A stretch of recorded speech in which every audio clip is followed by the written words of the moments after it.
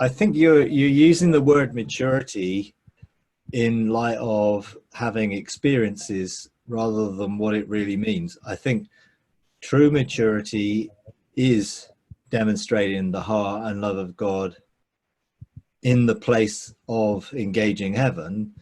Engaging heaven doesn't guarantee true maturity because it's a process, and you've got to cooperate with that process, and you've got to participate in it and deal with all the things that come up on the journey.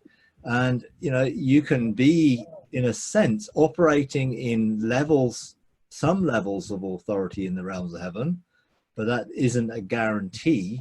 It just means that you have positions that you found. Now, I think ultimately, even though people talk about being in those positions and they talk about the experiences that they have in the Council of 70 and all these sort of highfalutin things, ultimately, what difference have we seen it made in the world? And I would agree with that just because someone says they've engaged the Council of 70 or they've been engaging with the Court of the Lord and all these things, I don't see the fruit of it. Now I'm not saying that there isn't fruit. I'm just saying I haven't seen it as you have, in the proportion you would think that there would be. And I think that is because those people are not mature character-wise and in the fruit of love in that way. And I think the level of authority that they have within the position they're in is proportional to that level of, we used to call it holiness, but whatever you want to call it, maturity in character, in love. And I believe that we're in that place now where these things are beginning to get challenged and these things are coming to the surface, and people are beginning to realize you cannot look at gift and charisma and see that as fruit, when Jesus said it's the fruit of character rather than the gift that we should be looking at.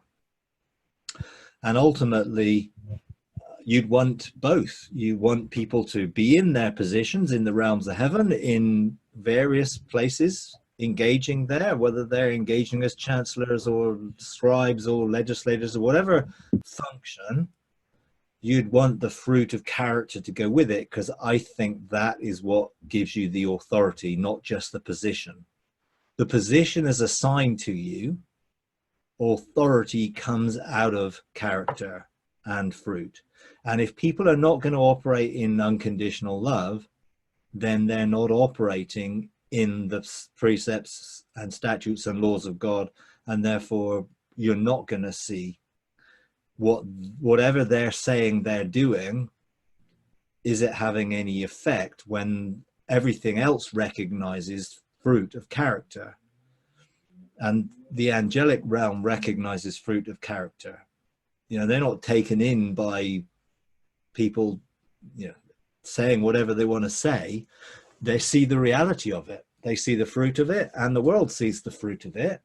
And I think ultimately, I believe we do need to mature in love, and to have a full reflecting the heart of the Father in that way. And, the immaturity of falling out over irrelevancies and all of that stuff is being highlighted right now.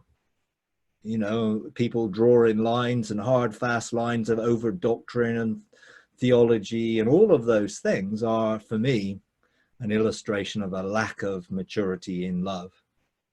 Because, hey, we can disagree and not have to outwork that disagreement in a negative way, and so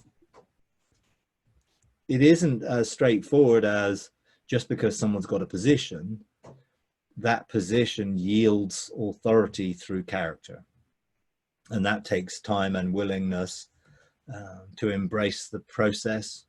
And it usually gets tested when things happen that bring that to light. And every conflict and every difficulty gives us an opportunity of maturing and growing in love by overcoming those situations, not by power or might or conquest, but by humility and love.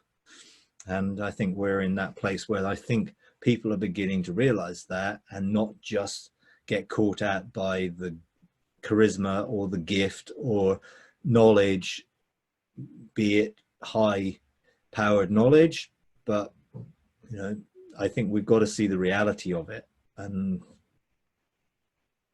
hopefully we will.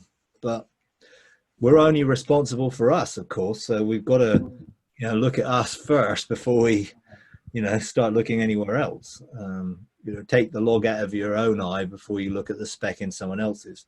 So we should always be open to be a living sacrifice, and for Jesus, our high priest, to effectively transform us so we can, on a daily basis, be able to fulfill whatever God's calling us to do in love. Hi everyone, we're starting a Patreon page, and we would like to invite you to partner with us. You can find us on Patreon at patreon.com/freedomarc. Partner with us in taking the message of God's unconditional love, limitless grace, triumphant mercy to a bigger global audience.